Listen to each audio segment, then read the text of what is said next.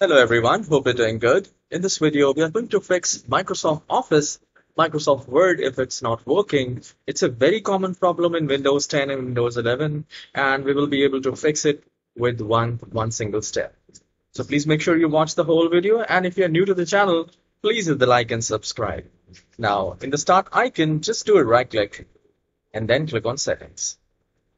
Now, once you're here, at the left-hand side, you will find many options, and we are looking for an option which says Apps.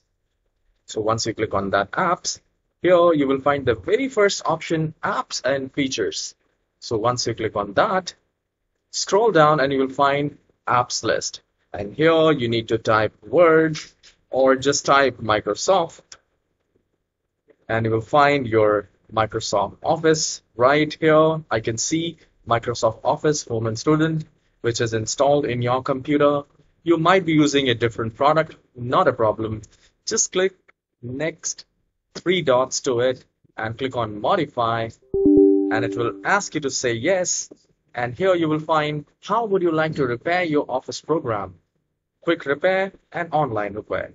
Now, my recommendation will be first the quick repair.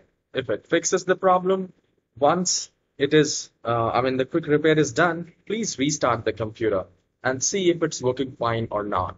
And if it's not, come back here again and select online repair and click on repair. So do the same process and see if that works for you or not. And guys, please hit the like and subscribe. I'll see you in the next tutorial. Have a wonderful day.